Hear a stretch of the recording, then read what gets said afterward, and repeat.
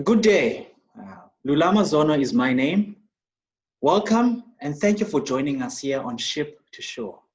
Ship to Shore brings you engaging and informative conversations with students, seafarers, practitioners, and professionals in the maritime industry. Please subscribe on our YouTube channel, Facebook page, and Twitter account, Ship to Shore. Joining me today is Zuko Saule, a maritime professional based in Port Elizabeth and a good friend of mine. Zuko, thank you so much for joining us. Absolute pleasure. Thank you for having me, Lux. Lovely stuff. To our viewers, we'll be discussing, broadly speaking, 3 themes that affect the shipping space, shipping sector, and slightly broadly, the maritime sector as well, the maritime industry as well. The first theme that we'll be discussing is the Port Elizabeth Ngqura port performance last year and earlier this year.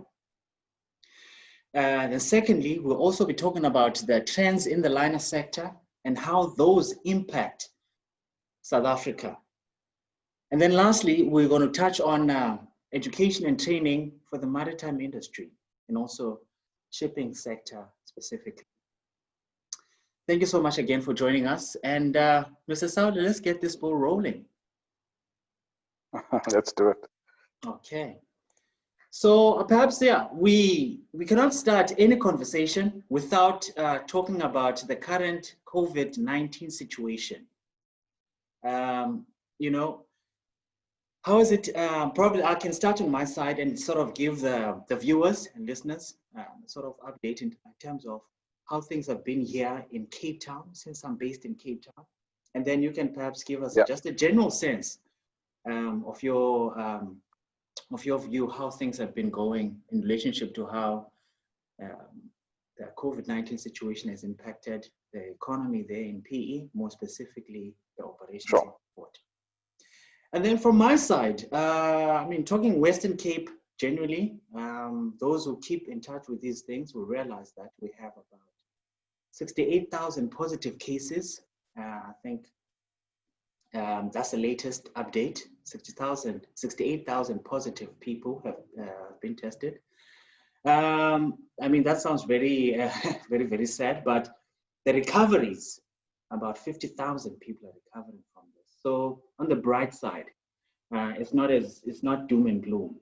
And then what the number of deaths or the percentage of death is about 3%. So I think 3% is a very, very good number.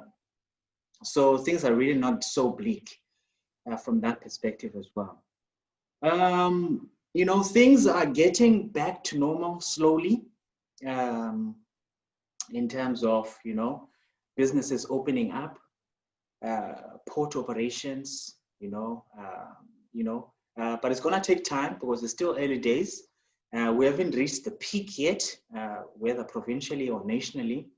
So things are slowly getting back to a new normal, if I can probably call it that, because as many people will agree with me that how things are going to happen going forward will definitely be different from how we used to do things in the past. So that's we're going to have a new normal without a doubt in terms of how we do business, how we engage, and how things go, how things work out going forward. And then on the shipping side of things, in terms of the container operations, what has actually happened is that the container terminal here in Cape Town, as of the 2nd of July, which is about, last week, Friday or Thursday, is now back to 70% capacity. That's the container terminal. And then the multi-purpose terminal is now sitting at 75% capacity. So things are improving slowly, but it will get there. And also what we've also seen happening is that the multi-purpose ships waiting alongside or at anchorage to berth on the multi-purpose terminal have been reduced from 8 to 1. This is now last week, Thursday, Friday. And also ships waiting at anchorage to go to the container terminal have been reduced from 11 to 4. So things are moving. You know, the port management is working very hard, sleepless nights and probably non-stop, you know, to get, you know, services moving, services working. And actually what I've heard as well is that there will be about 20 employees that are going to be coming down from Durban Port to Cape Town Port to sort of help out here with, you know, cranes, with straddle carriers, with those sort of things, you know, hands-on stuff, you know, so just to increase productivity and reduce the backlog that is sort of built up because of this COVID-19 situation.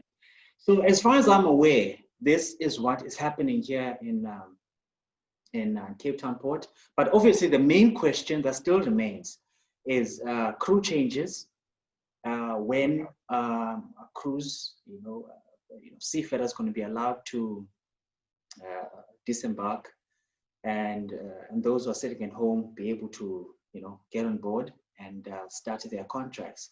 So there's still a huge question mark on that issue. Time will tell. We're waiting, and you know, it's a sensitive issue, and it's a difficult issue for many governments around the world. So we'll wait and see.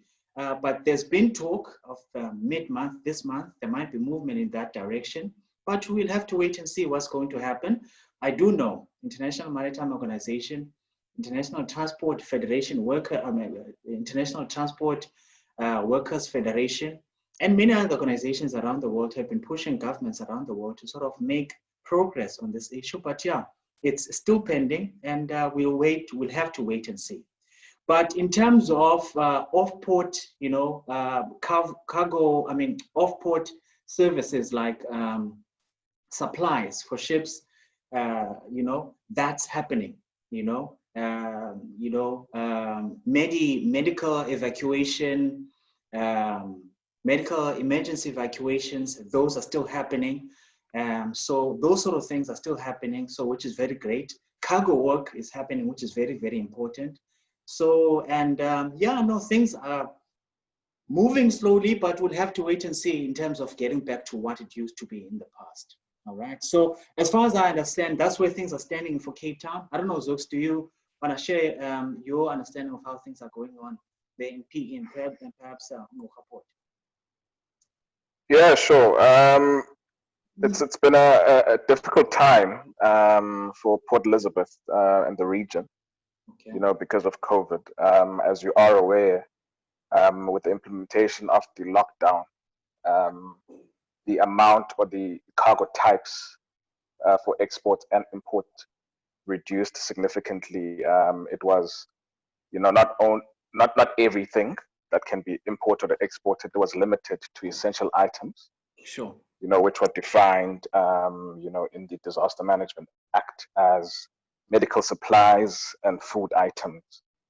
So, you know, if we're looking at statistics for April, there's been a huge decrease in terms of volume movement, you know, both in inbound and outbound.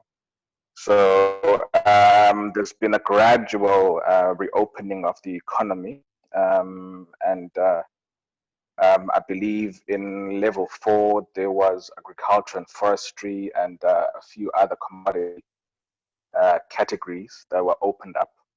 And with level 3, it seems as if you know, everything is being allowed to come in. Sure. And be exported. So we're seeing definitely an improvement compared to April's performance.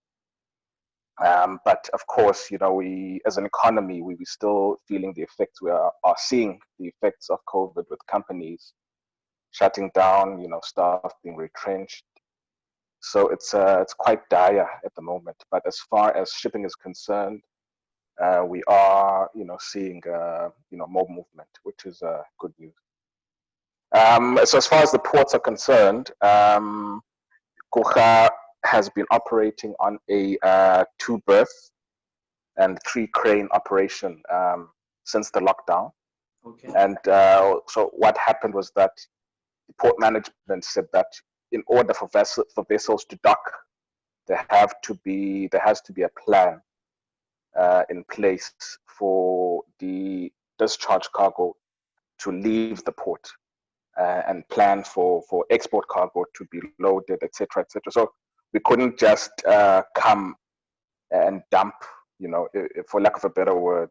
The port had to remain fluid in order for the country to receive the essential items, medical supplies and exports of food items to the relevant markets. So it's been quite challenging for the shipping industry as a whole, in order to work around government regulations. So it's been a bit tough, but things are improving slowly.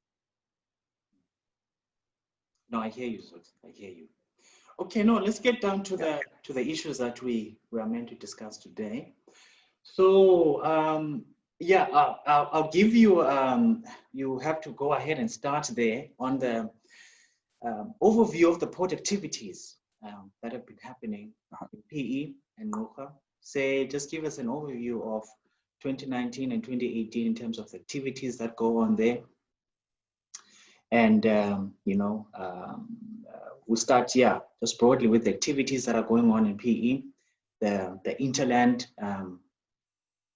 economy, and also touch on the infrastructure issues that impact both ports. Yeah, no, you can go ahead too. Okay, so I mean, the Eastern Cape is, the commodity or commodities coming in and leaving the Eastern Cape have been quite well known. We are quite a automotive intensive industry or economy. With the like of Isuzu, with the like of Volkswagen, Mercedes-Benz, GM, and Ford and other, automotive heavyweights. Sure. We're also quite big on infrastructure. On agriculture, not infrastructure, agriculture. With citrus exports, coming to the fore. We also have timber exports, and then a lot of other agricultural products. Wool is also quite big in the region, and that's all of these are markets themselves. We also have manganese, which has come up in the past year or two, which has always been, if you remember, back in the day where Ngqura was landmarked or earmarked for exports of manganese, particularly in bulk. But we're seeing a lot of container coming down from the Northern Cape, and then being packed in containers for exports to India and China. So there's a lot of activity with regards to minerals as well because of this commodity manganese. There's also a lot of manganese coming down via rail, which is being shunted directly into the port and then lifted and loaded into container vessels. So basically, in terms of the minerals, manganese is quite a big commodity. In the port of Ngqura, it's being packed in containers or exported in containers, and in the port of Port Elizabeth, it's being exported in bulk. I see. So there's in Ngqura, the majority of activity is container related. Whereas in the port of Ngqura, there's a mix of container and bulk activity. PE, that is. PE, yes, Port of Port Elizabeth, yeah.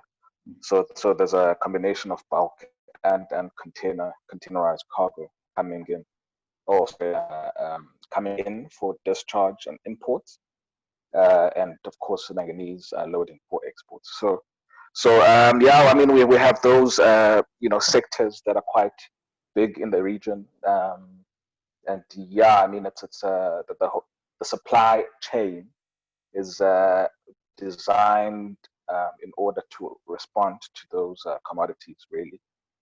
In terms of infrastructure, I mean, things could improve. It's particularly with rail connections. Currently, I believe we use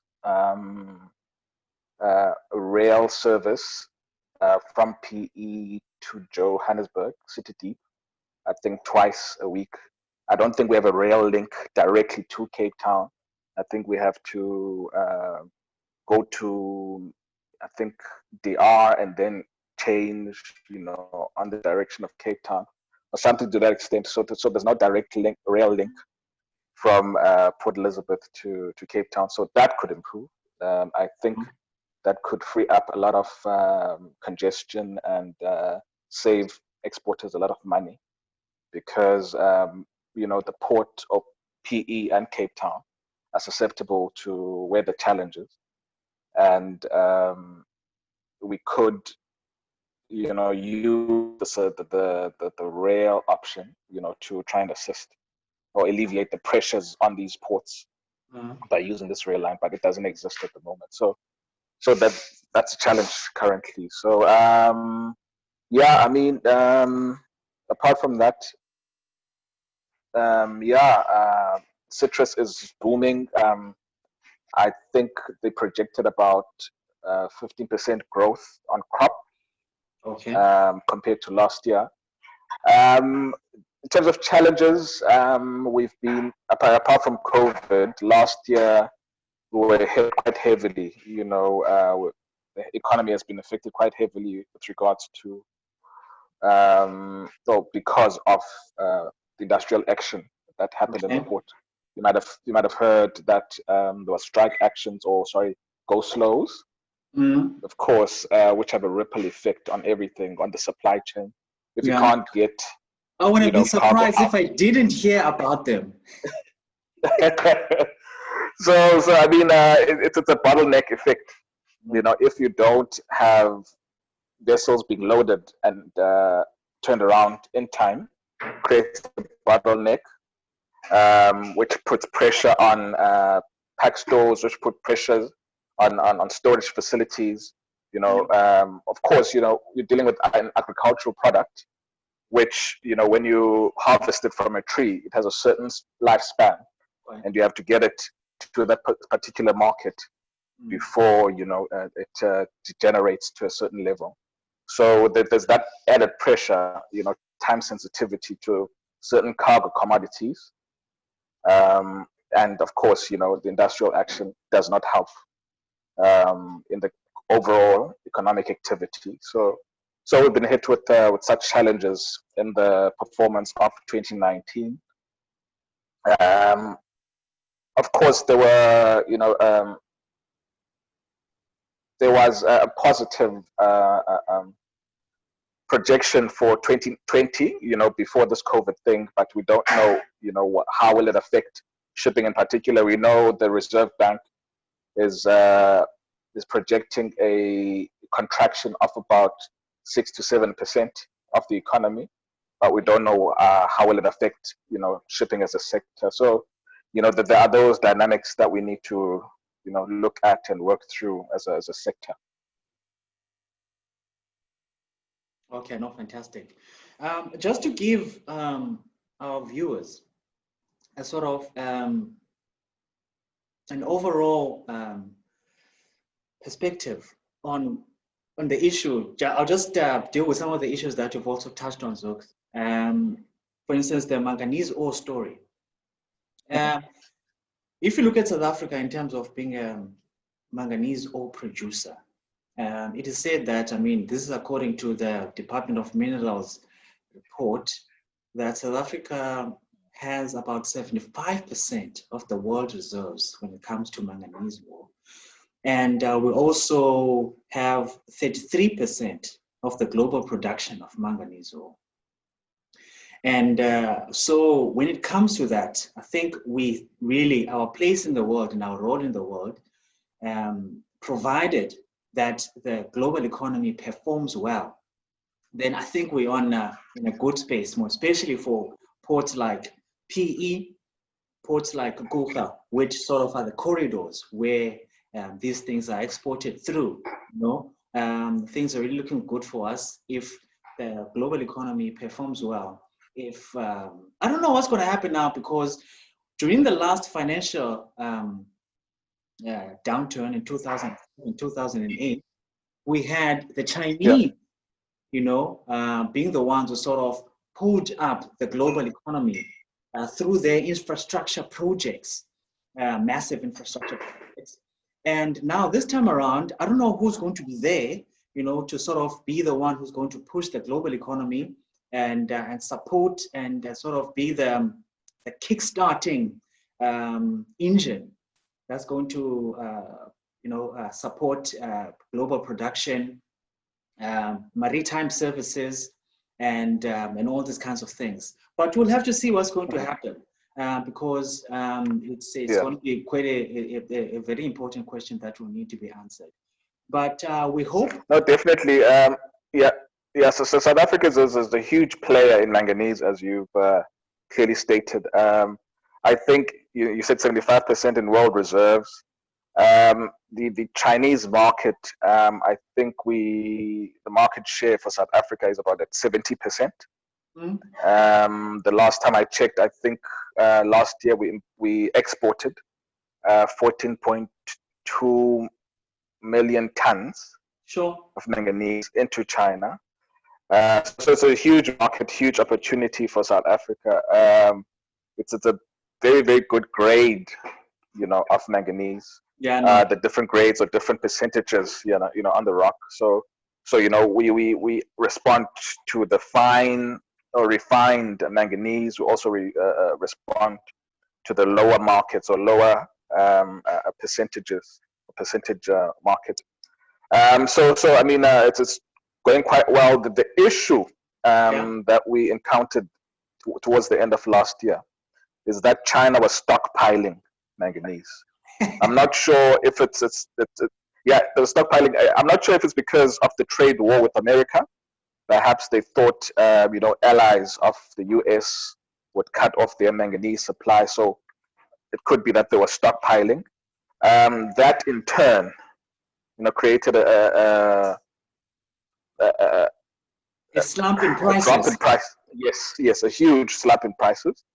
Them being the biggest importer saying, listen, guys, we don't need that manganese anymore, and the local guys, of course, it's a ripple effect because, we can't supply, if there's no demand. So it was a huge effect on the supply chain, firstly, and on the mines as well. I think a few mines closed as a result.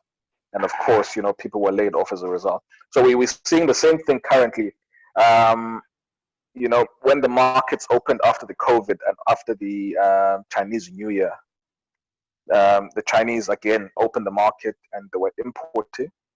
But it seems as though they weren't monitoring how much, they were importing. And it's creating a situation again currently where the prices are falling. Hopefully, India has been a saving grace because the commodity prices have always been a little higher for India, but it's been shut down over the past few months because of this COVID thing. So hopefully by the time, the commodity prices hit an unfeasible level, India will have opened so that at least, we can diversify the market, not China only, and have India as an importing market as well. So yeah, it's these market conditions, are drivers at times. They are corrective measures at times, but they are quite difficult at times to manage. As South Africa as a growing economy. So yeah. Yeah, no. Right, no, lovely insight to them, Zooks. Lovely insight to them. And then also, I think you've also touched on this automotive industry. Yes, and also another two recently new players in the automotive space there in PE have been the Beijing Automotive International Corporation, and then also the FAW as well, who, I think have done a great thing for the economy there because they've boosted the special economic zone area there in Ngqura, you know, in terms of infrastructure investment, job creation. As far as I understand it, I mean, I've been made to understand that 94 billion rand has been invested by the BAIC in that whole infrastructure program. You know, so that's going to be a huge investment into the Eastern Cape economy, and also for exports as well that are going out through there.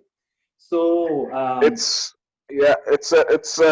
a double-edged sword, looks, because you know, as much as as much as we you know, get the investment, we're not clear enough.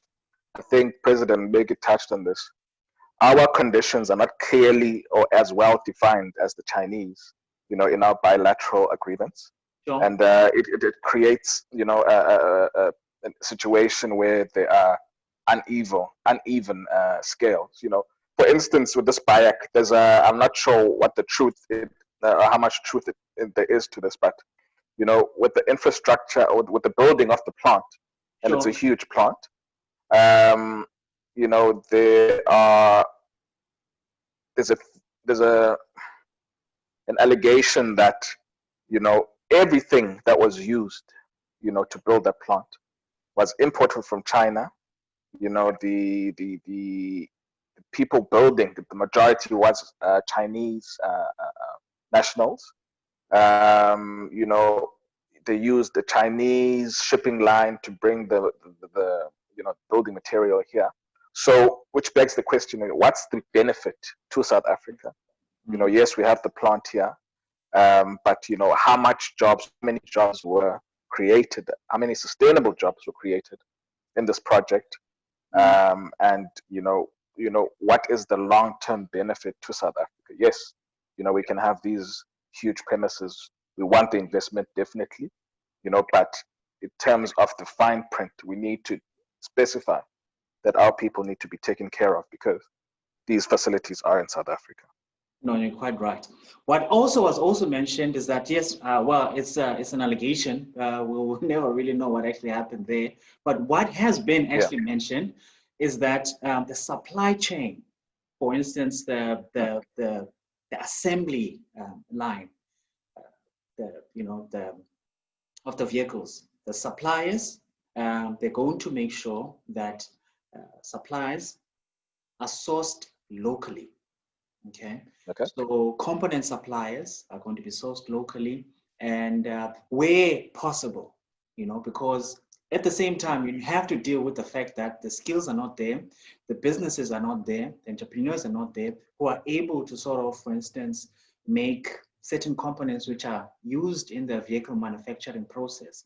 So you know, it relies on us then to build up those, to build up that capacity, to build up those skills, to set up those entrepreneurs and businesses who are going to form part of the supply chain, the logistics value chain, to be able to create those sustainable jobs, to create, you know, that a better contribution to the local economy there.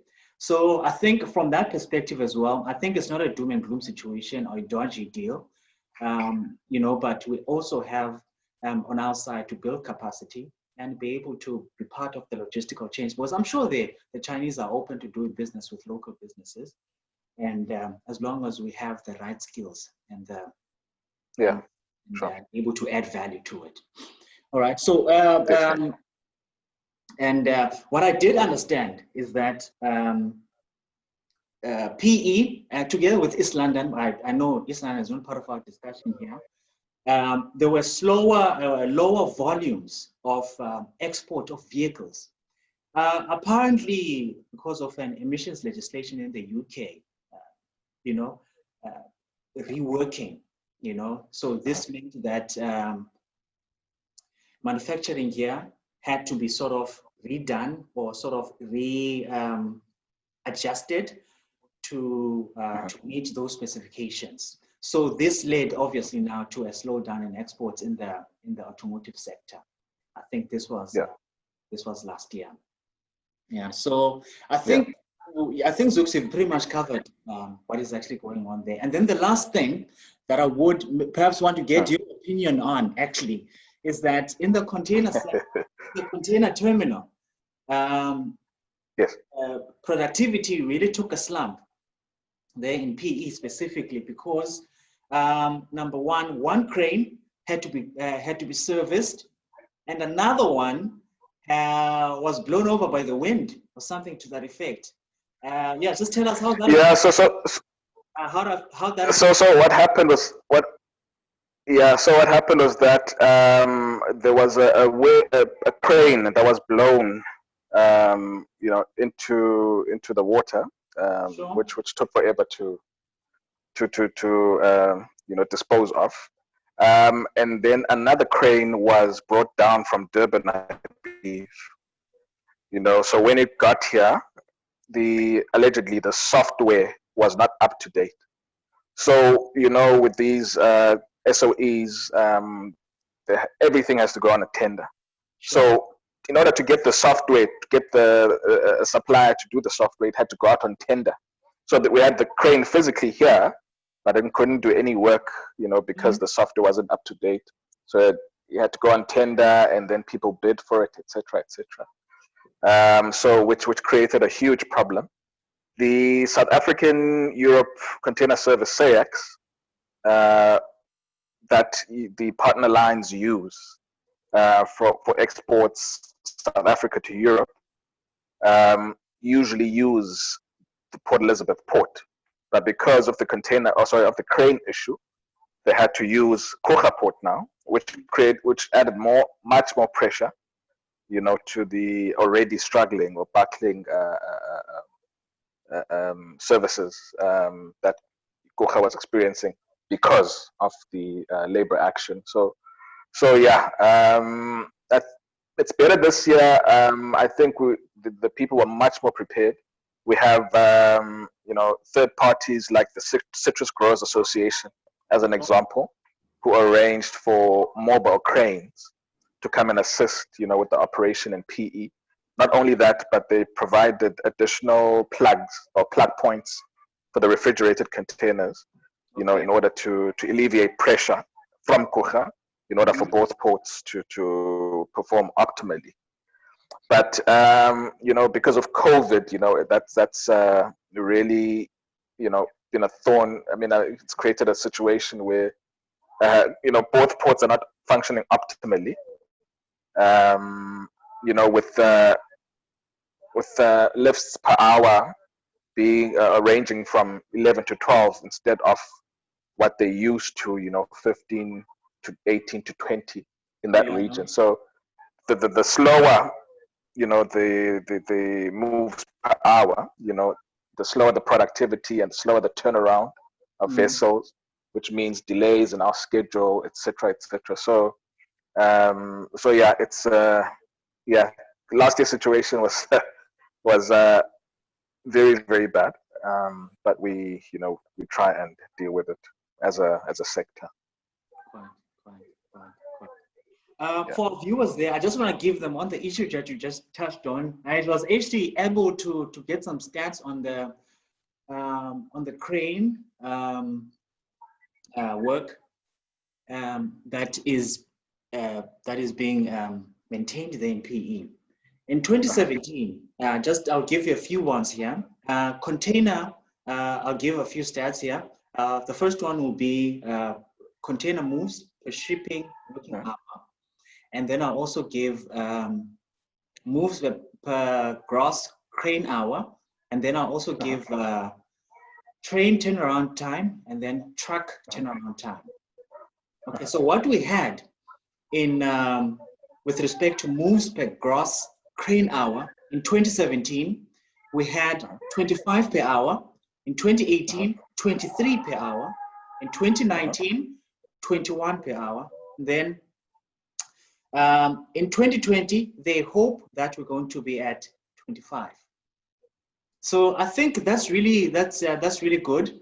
And then when it comes to container moves per shipping working hour, in 2017 we had 45 moves per hour.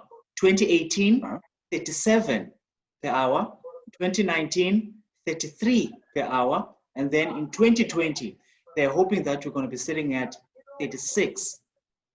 So I think if you look at it from that point of view, you see that there is a sliding down, actually, in terms of the efficiency. Things are not improving. Good. Yeah, no, they're not going in the right direction, definitely. Yeah, sure. Definitely. Yeah, sure. And then if you look at the train turnaround times, specifically now for PE, a train in 2017 took about 9.8 hours to turn around from PE. In 2018, 7.9 hours. In 2019, 7.5. And then in 2020, they are saying that it's going to be 12 hours. I don't know if this is a good thing or a bad thing, because if it's 12 hours, it may mean that there's going to be more cargo to deal with, and therefore it may take a longer time. It may not necessarily mean that the capacity or efficiency is getting lower or worse off. I don't know, Zux, is that the case? No, I don't think it's the case at all. I don't see where we're going to get extra volume, particularly for the Port of Ngqura. Okay.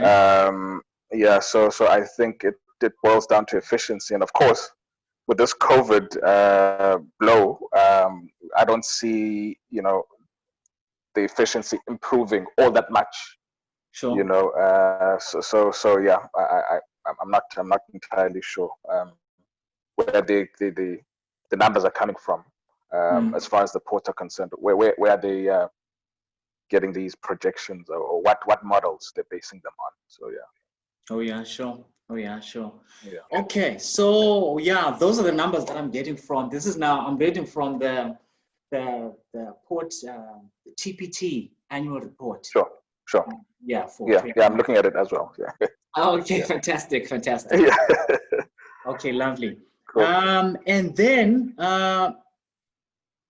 Zux, I think we've pretty much covered in terms of what we wanted to cover when we are talking about the activity that is happening in both Ngqura and PE Harbor. Okay, I think we've covered that. Now we're going to move on to the next point of discussion, which is now the liner sector. What's going on there? The trends that are happening in that sector, and the moves that are happening in that particular sector. So we're going to basically focus on three things: consolidation, mergers and acquisitions, supply logistics and supply chains and logistics, and then also their impact on South Africa. Okay. All right.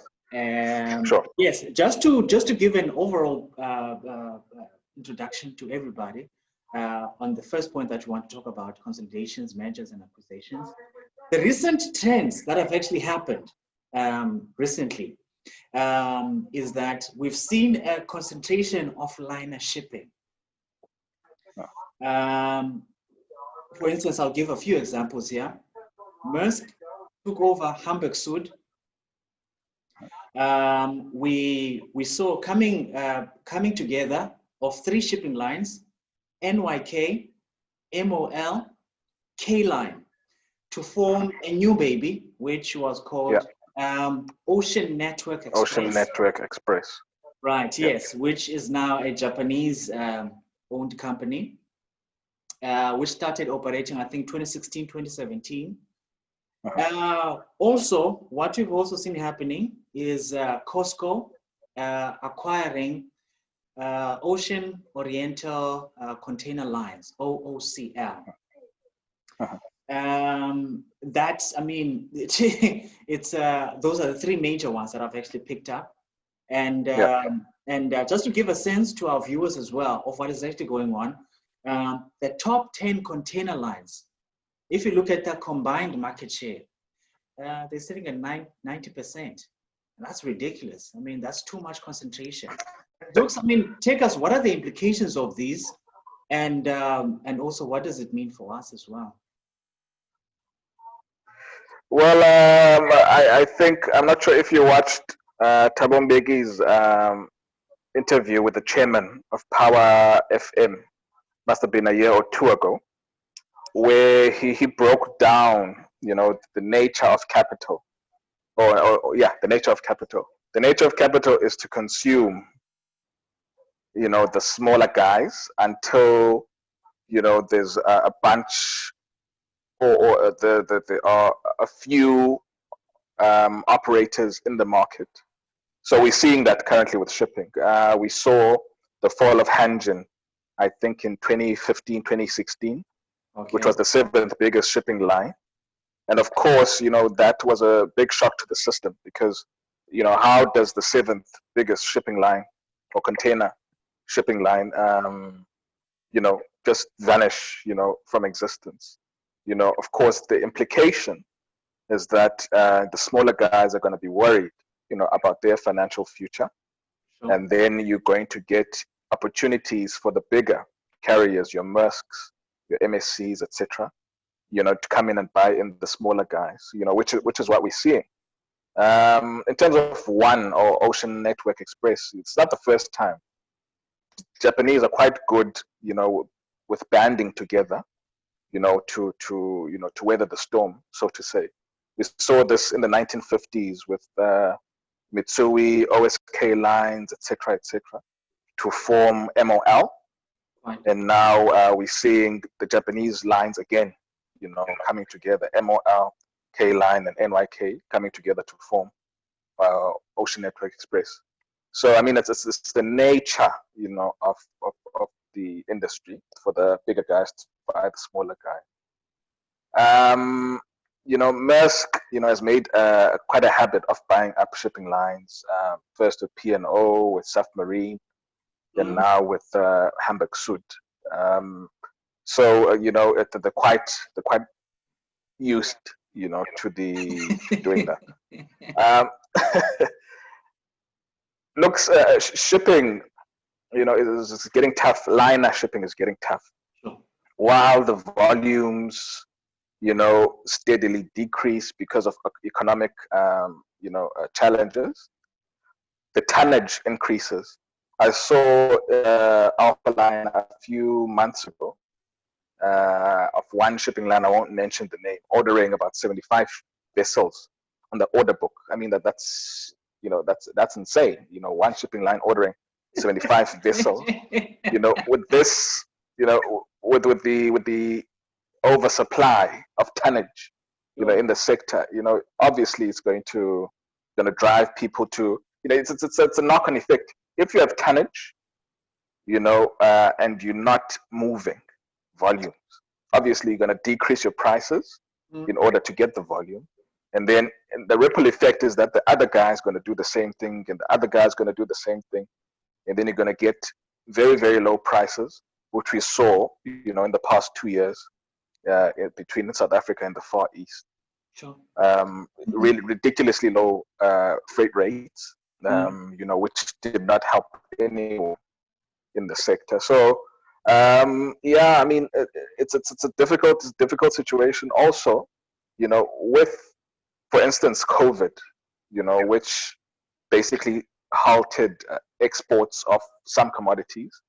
What our clients in particular don't realize is that although we ship less, the fixed cost of running vessels, of paying crew, of fuel, stays the same. Okay, fuel fluctuates, but the running costs stay the same. So we're making less and less and less money, as time goes by, and obviously something's got to give, and we're seeing that with smaller shipping lines, that are either closing down or being bought out.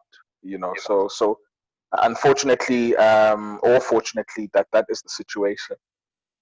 With regards to what it means for the industry, it really, I don't think it's going to affect it too much, because I think shipping is one of the purest forms, of the economic dynamics of supply and demand. We basically move, with the times. We where there's a supply, where there's a demand, you know, we fill that gap.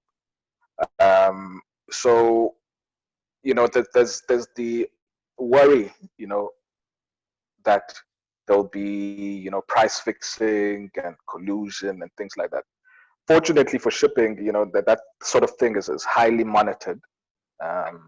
In fact, a year or 2 or 3 years ago, there was an allegation of that, and the Competition Commission investigated, you know, so and found really nothing to that. So it's not going to affect, you know, the shipper or the receiver all that much, you know, but they're going to have less options, of course.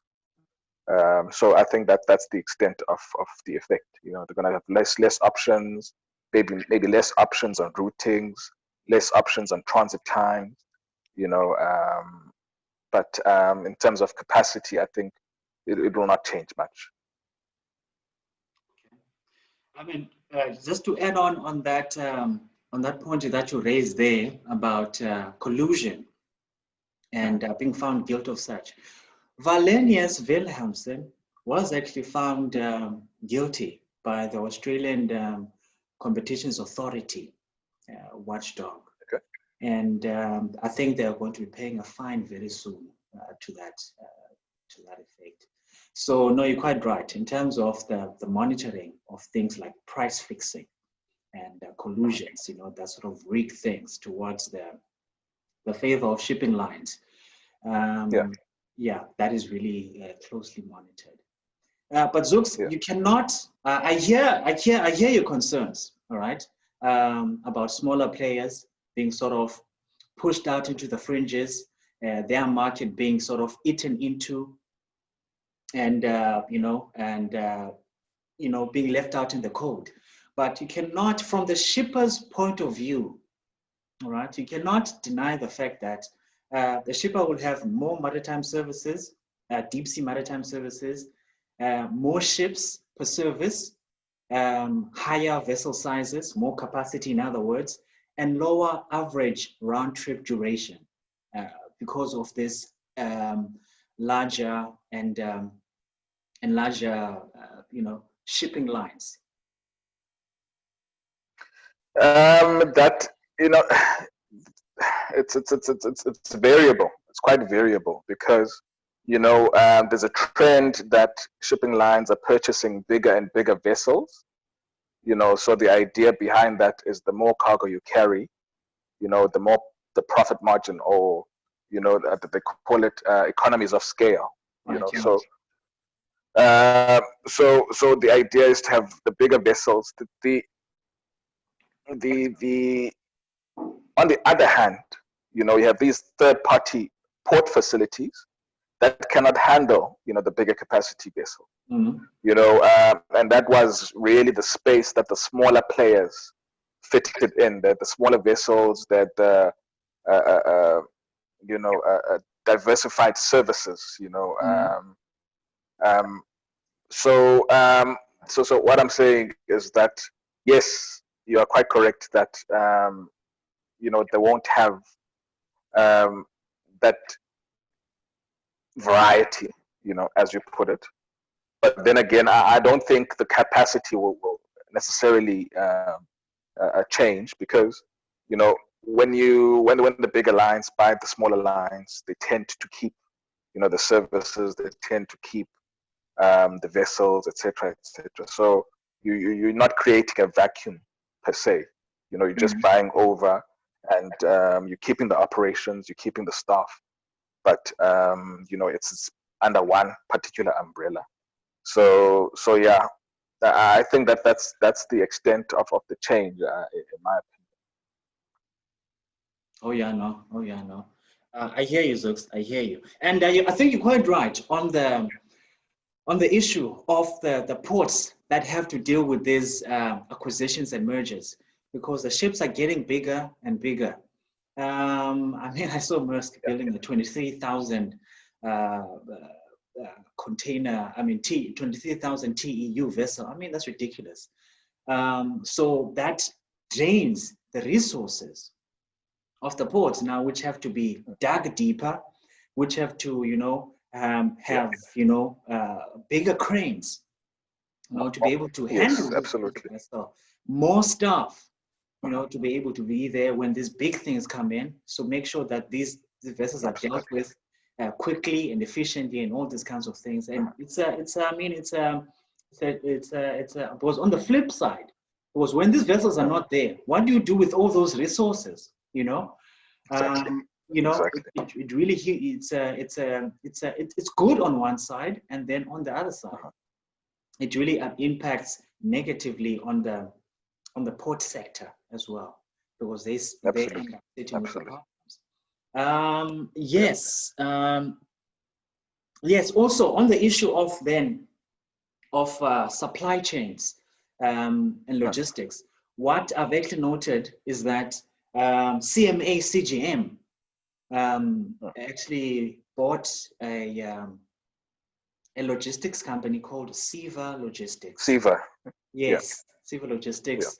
And I think Maersk is also moving inland, buying out warehouses, storage facilities.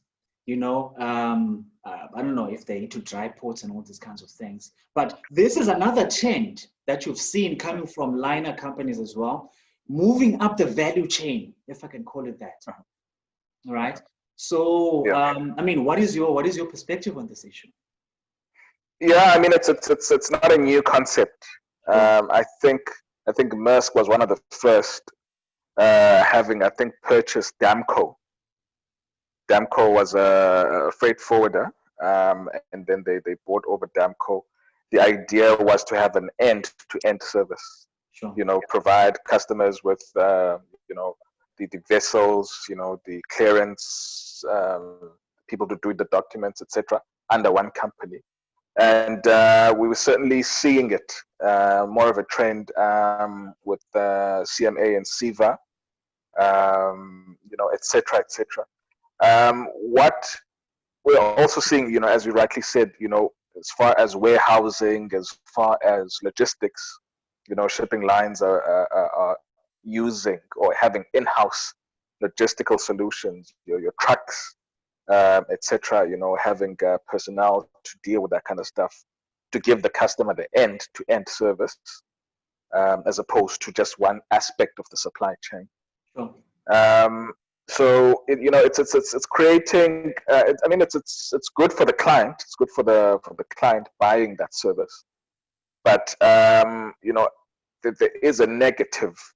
As far as the already existing suppliers in that market, your clearing and forwarding agents, your trucker or haulier companies, which are having to compete, in that scenario. You as a let's say you were just a transporter. What value add is there to your service compared to your shipping line, which offers an end-to-end service, if you know what I mean? So it's it's basically creating a situation where they don't have all that much significance in that particular market, and then so I suppose they'll have to adapt. I'm not sure what they need to do, but that is the trend, as you quite rightly spotted. Quite, no. Well, yeah, that's how things go. That's how the cookie crumbles here, eh? As a player in the market, you have to adapt, find new ways to, to service your clients and find a new niche, where the major players cannot sort of focus into, or sort of granularly sort of focus into. So otherwise, you're going to be made redundant, and you're going to be driven into into oblivion in no time. So absolutely. So that's basically what we're saying, and I think that's pretty much it for the time being on those issues. And I think now we're going to move on to the last issue that we want to speak about, which is education and training in South Africa, specifically directed towards maritime in the shipping space.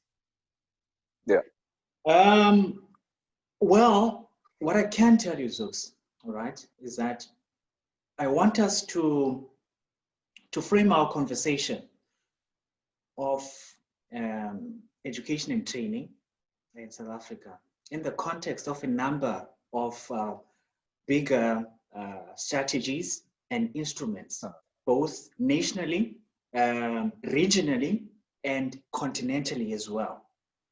Okay, because the maritime training and education in South Africa forms a part of the yes, the Operation Phakisa, quite right, okay, but also Operation Phakisa itself forms part of a larger oceans economy strategy, or blue economy strategy of South Africa. The blue economy strategy itself of South Africa forms part of the larger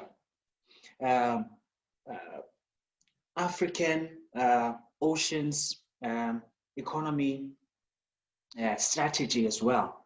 Okay, so so we must see it at those levels. Okay, now there are a number of governance instruments that have been signed by the continent to get the ball rolling when it comes to the development and growth of the oceans economy of the entire continent. I'll mention 5, okay? The biggest one of all is obviously now Agenda 2063, because now it's all encompassing, okay? And then secondly, you have the 2050 Integrated Maritime Strategy. And then thirdly, you have the Blue Ocean Economy Strategy. And then fourthly, you have the Lulama Charter. And then you have the African Maritime Transport Charter. Now, all of these governance instruments, okay, are sort of the give power, they give direction, and they give a framework for both continentally, regionally, and nationally, how all the governments, you know, should go about collaborating with one another, setting up institutions that are going to be directed towards developing the oceans economy. And part of that is then training of practitioners, of seafarers, and people are going to be, you know, policy framers and government and all these kinds of things. So I want us to sort of see education and training in the context of those governance instruments that have been signed into power by the African Union, all right? So they then give instruction to all levels to then to start focusing resources, time, and effort to setting up institutions that are going to train people, you know, to be practitioners in the maritime sector, whether they be seafarers, whether they be on shore, you know, and things of that nature. So what has actually happened then in South Africa is that you've had obviously now feeding from that our own national oceans, blue oceans strategy, which has 6 pillars, 5 focus areas. Our strategy has 5 focus areas. Firstly, aquaculture. Okay. Secondly, offshore oil and gas exploration, marine protection and governance, marine transport and manufacturing, small harbors and state coastal property, and then lastly, marine tourism. So when we speak about the oceans economy in South Africa, those are the areas that we are talking about as areas that are going to unlock sustainable growth, areas that are going to create job growth as well. I mean, sustainable employment and show our own growth.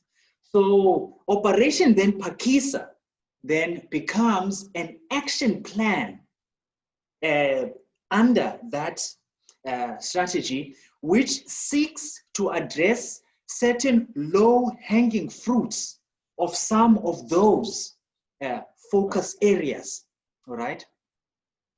And then as part of then of the Operation Phakisa action plan, you had then a situation where they were saying, look, to create a kind of people that are going to be able to benefit, number one, from all of these new pathways in the economy, but also people who are going to be able to function in those new sectors that are going to be set up by this oceans economy.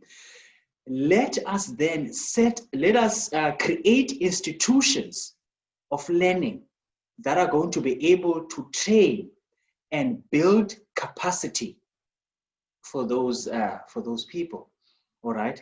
So then what you then had was the setting up of an organization which was then called an institute actually, South African International Maritime Institute. The South African Saimi basically was a child born out of what I can probably call a 2011 Maritime Skills Development Study, and then a Maritime Skills Summit that was facilitated by SAMSA, together with other strategic partners like the Transport Department, Department of Higher Education, and all these kinds of people. And then once they came together, and then they said, look, to meet the skills needs of South Africa as we're unlocking these maritime opportunities, we need to set up an institute that's going to oversee the provision of these skills, and also an institute that's going to bring together all the right players to be able to facilitate things like research, capacity building, and also, like I mentioned earlier, skills training in the maritime sector as a whole. So you had Saimi. And then out of that as well, you had a situation where the government then decided then to look, let us then start setting up institutions of learning where we are going to prepare these people who are going to be practitioners in these things. So then you had universities, faculties or departments being set up that are going to focus on maritime sectors or subsectors. You had new FET and TVET colleges being built up. You had high schools that now had, as part of their curriculum or syllabus, maritime focused programs, okay, in different parts of the country. So I just want to give that sort of background from an institutional framework and governance framework of how South African education and training and skills development has sort of the trajectory that we've taken, where we come from and how it has come to where we are today. So what you've actually seen is a number of institutions being established. For instance, we've seen, I just want to get my ducks in a row here. Sure. Previously established institutions, for instance, like UKZN, Stellenbosch, NMU, DUT, and CPUT as well. Either expanding on their maritime offerings or getting additional funding from government departments to be able to meet funding needs, to be able to broaden their faculties and departments so that they can have more offerings directed towards maritime training and capacity building.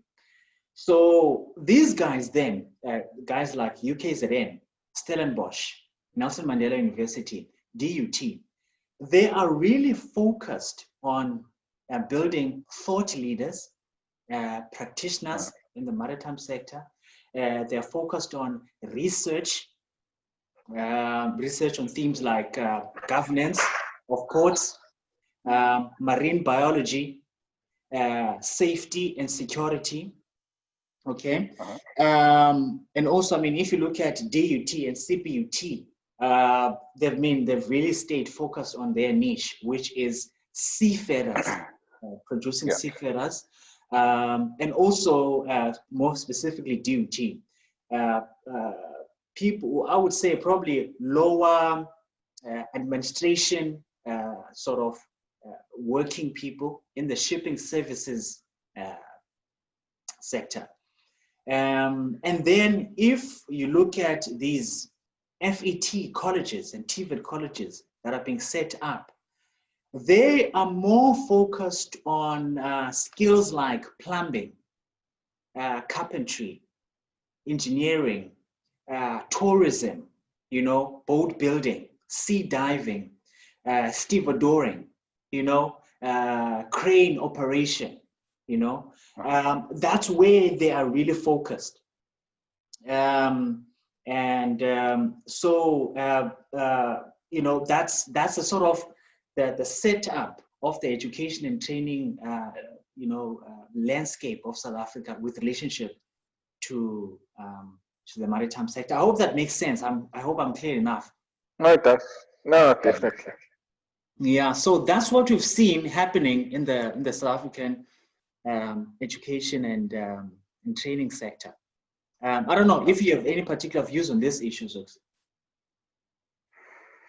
From my perspective, I want to know. I want there to be a study, if at all, to just check on the effectiveness, you know, of these compared to the need, you know, in the market.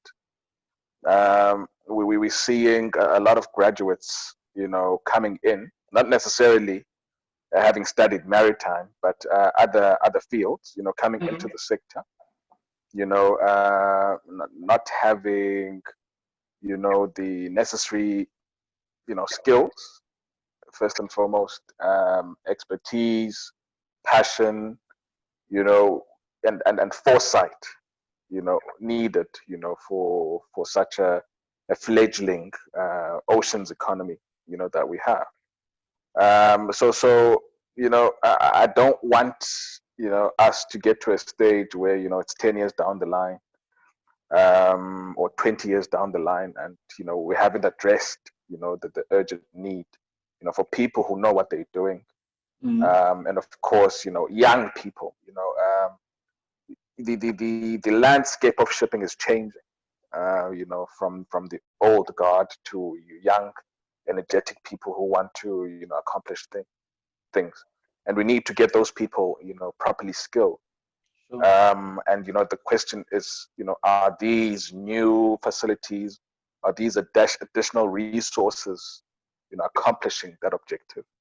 You know, so yeah, that's my concern. I mean, I'm seeing, you know, learners coming in, you know, on learnerships, you know, not really caring, not giving in, you know, what's required in terms of time or diligence. You know, I'm just concerned, you know, as a professional, you know, who's been in the sector for over a decade.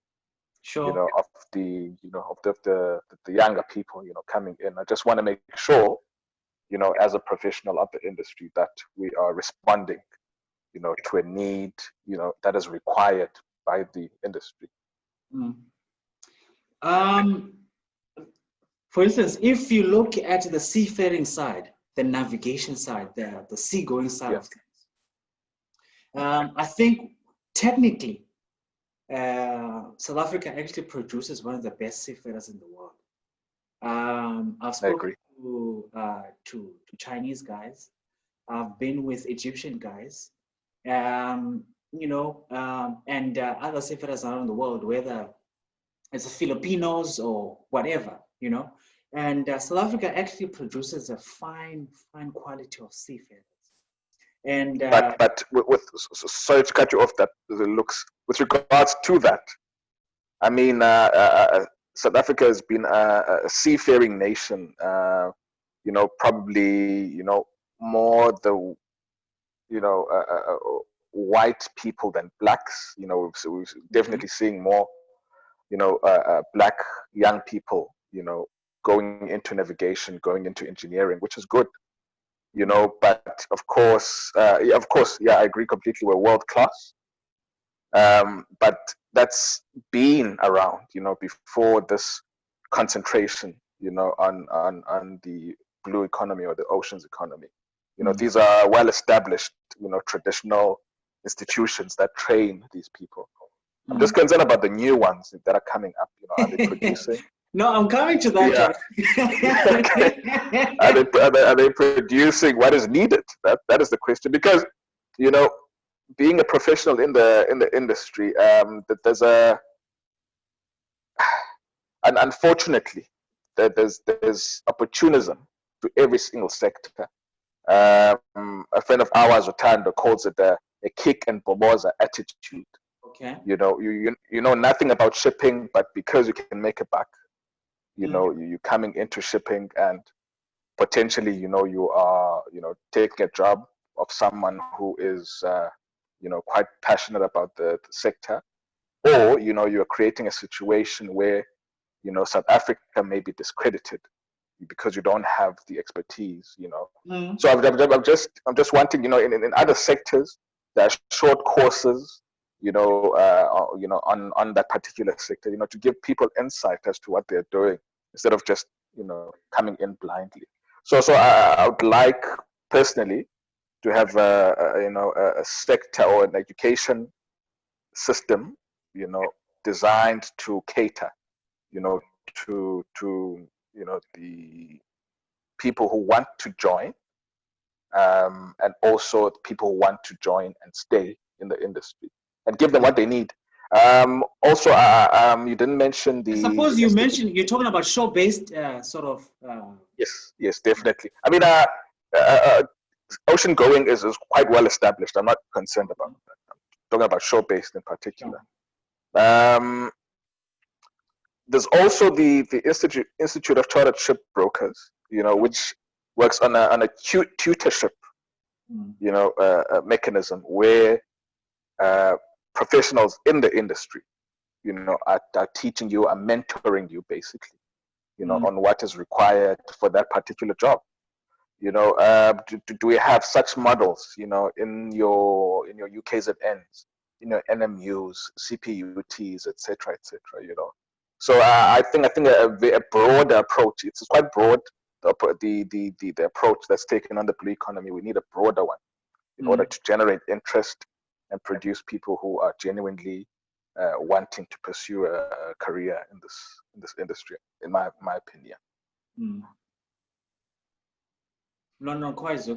The last time I checked was DUT was working on an online training platform, an online education platform, to sort of to be able to reach out to people who are already in the industry and also want to capacitate themselves with programs that are offered at DUT, for instance. I can't speak for DUT. I mean, CPUT. I'm not sure what's going on there. When it comes to building a model similar to that of ICS, where you study online, or long distance learning. And I'm not sure, UKZN is also campus-based in terms of the programs that they offer. yeah, so it's probably it's something that needs to be looked at, but those sort of things, university, department or faculty based. You can't really speak to government or institutions of government, or to be able to push those sort of projects. It has to be a private private partnership with, say, for instance, the institutions in question that can, make that sort of thing happen in terms of funding, in terms of pointing out the need, to say, look, we've got a staff complement of so many people, or we're a group of companies or subsector or whatever. We've got a staff complement of so many people and a rollover of so many people over the next, say, 10 years or so. Can you set up a program for us that's going to cater for the training and developing of our people? So I think that sort of initiatives have to be taken by the companies within the sector, working with the institutions, education institutions, to come up with those innovative solutions, specifically directed towards solving their problems. Yeah, but if you look at specifically programs that are offered at the DUT, at UKZN, that are focused at building capacity for shore-based workforce. I think the quality of the programs themselves, if you compare the level of our standard continentally, you look at universities in Ghana, for instance, the Ghana Maritime University. You look at university in Egypt, for instance. You look at what's happening in Kenya. We're on par. We're on good grounding in terms of the syllabus, the curriculum, the content that is being offered. It's really good content, and it's also in line with the. I'm just forgetting now the institution that is responsible for maritime education globally. I think it's IMLA or IMLA or something of that kind.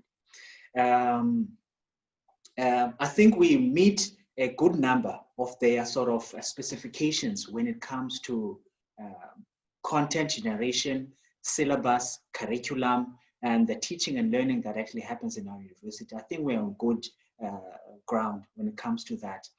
And then on the issue, on the question that you are raising, Zooks, of the people themselves that actually come out of these programs being not, technically good, or not having the right ambition, not being driven, and all these kinds of things. Man, you can take the water to the. You can take the horse. You can take the horse to the river, but you cannot make it. You cannot force it to drink. Because the programs that they go through themselves, are quite good programs. But you cannot implant into a person's mind and heart the right ambition, the right perspective in life. The drive. They need to have it, to go to the extra mile, to want to know, to want to learn, to want to add value. That is really more at an individual level. But I suppose on. But I think that there's the high schools. I for instance, the Lower Hill Maritime Center, as an example, instilled. Okay, then what I'm trying to say is that at grassroots level, you know what shipping is about, right? And it's up to you to pursue it further, if you know what I'm saying.